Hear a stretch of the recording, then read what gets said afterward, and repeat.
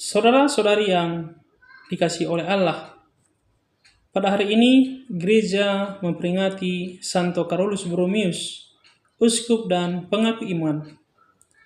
Carolus Borromeus lahir di Rocca de Arona, tepi Danau Maggiore pada tanggal 2 Oktober 1538. Ia adalah putra kedua dari Ghiberto Borromeo dan Margherita de Medici, saudari Paus Pius keempat. Di kemudian hari ia menjadi kardinal dan uskup agung Milano, serta tokoh utama usaha pembaruan Tridentine. Kurang dari 40 tahun setelah meletusnya reformasi Protestan, Tuhan menggerakkan Carolus Borromeus untuk membantu Paus dalam usahanya menangkal segala sepak terjang para penganut Protestan.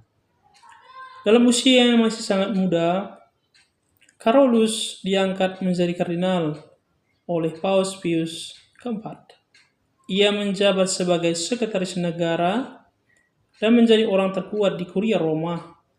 Ia tekun belajar hingga larut malam.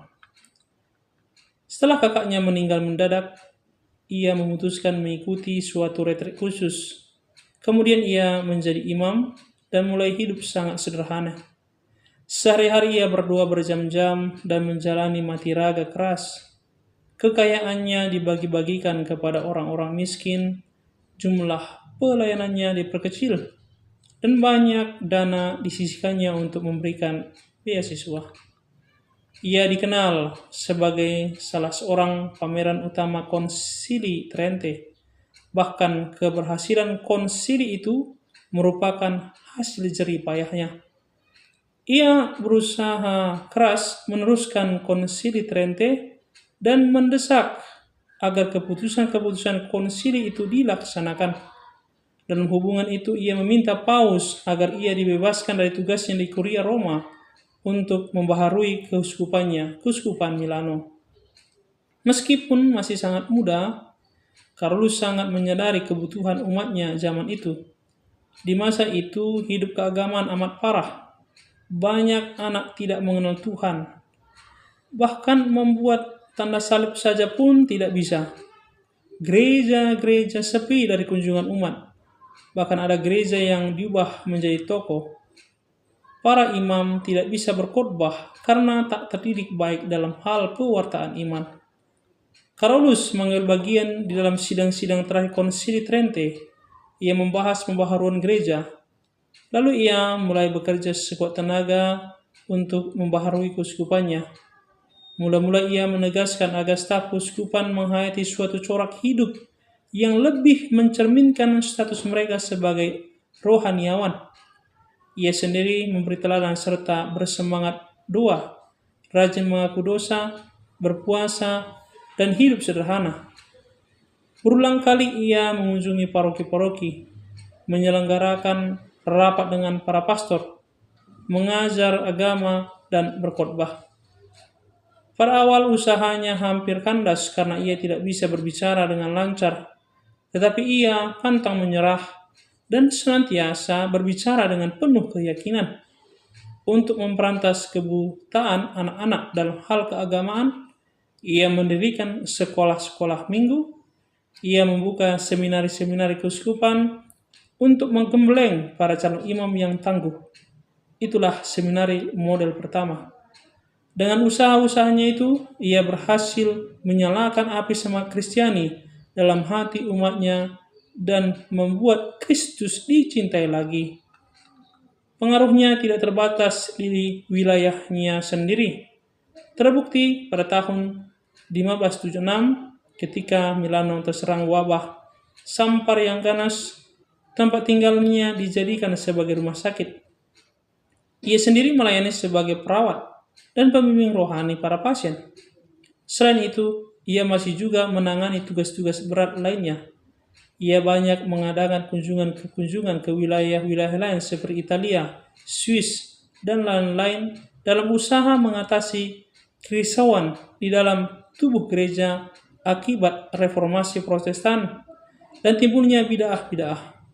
Ia berusaha memamerkan kembali kehidupan menggereja di daerah-daerah yang telah lemah semangat imannya.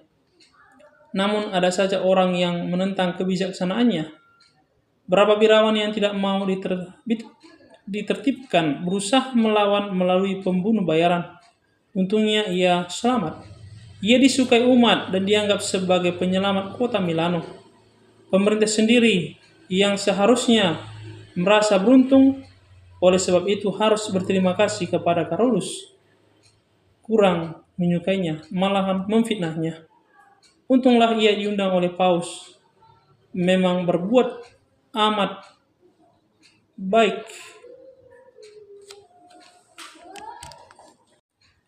Ia berusaha memamerkan kembali kehidupan menggereja di daerah yang telah lemah semangat imannya.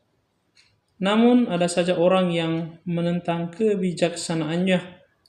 Beberapa birawan yang tidak mau ditertibkan berusaha melawan melalui pembunuh bayaran. Untunglah ia selamat. Ia disukai umat dan dianggap sebagai penyelamat kota Milano. Pemerintah sendiri yang seharusnya merasa beruntung oleh sebab itu harus berterima kasih kepada Carolus yang kurang menyukainya, bahkan memfitnahnya. Untunglah ia dilindungi oleh Paus. Memang berbuat baik memiliki banyak cobaan dan tantangan. Dunia sepertinya iri hati atas semua keberhasilannya. Namun iman dan ketabahannya tetap membuat Carolus berdiri tegak dalam prinsipnya. Pekerjaan berat ditambah penderitaan-penderitaan tersebut merongrong kesehatannya. Ia wafat di Milano pada tanggal 3 November 1584. Santo Carolus Borromeus dikanonisasi pada tanggal 1 November 1600 oleh Paus Pius kelima. Terima kasih. Tuhan memberkati kita semuanya.